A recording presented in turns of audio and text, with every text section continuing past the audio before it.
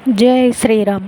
శ్రీరామనవమి కోసం మా దగ్గర పందిళ్ళన్నీ వేస్తున్నారు. దిక్కులేనోనికి దేవుడే దిక్కు అంటారు కదా. కాకపోతే ఈ గుళ్ళకు కూడా మొత్తము తాళాలు తలుపులు వేసేసి దేవుళ్ళకు కిరీటాలు వెండి బంగారం బాగా జోడించేసి భగవంతునికి భక్తునికి అనుసంధానమైన ఈ గుడిని తీసేస్తున్నారు. వెనకట ఎవడన్నా మనసు బాగలేనోడు, ఊరు దొరకనోడు, ఇల్లు దొరకనోడు, దిక్కులేనోడు ఎవరైనా గుళ్ళు వచ్చి పడుకునేటోళ్ళు, గుళ్ళు ఉండేటోళ్ళు. అలాంటి వరండాలు లేవు ఇప్పుడు, అలాంటి గుళ్ళు లేవు. మొత్తం గుళ్ళు దేవుళ్ళన్నీ లోపలనే.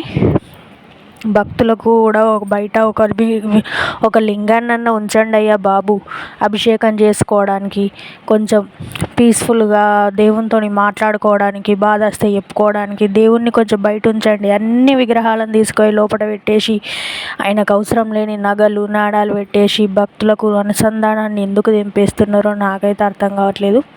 మా దగ్గర మాత్రం గేటుకు తాళం వేసి ఉండదు. ఇప్పుడే గుడికి వెళ్ళేసి వచ్చి అన్నం తింటున్నాం. మామిడికాయ పప్పు మాది చాలా బాగా కుదిరింది. చిన్నప్పుడు అమ్మ ఏదైనా కూరగాయలు కాస్తే చిక్కుడుకాయలు, మామిడికాయలు, పచ్చల కూర అవి ఇవి ఉంటాయి కదా, ఏదైనా ఉంటే ఎప్పటికీ అదే కూర వండుతావేందని అమ్మతోటి ఎప్పుడు గొడవ పెట్టుకునేది. నేను కూడా ఇప్పుడు అదే పని చేస్తున్నా. పెళ్ళైన తర్వాత ఎవరైనా కూడా అంతే కదా, వాళ్ళని అంటాం అప్పుడు. కాకపోతే మళ్ళీ వాళ్ళు చేసిందే మనం కూడా చేస్తాం. ఏమంటారు ఫ్రెండ్స్?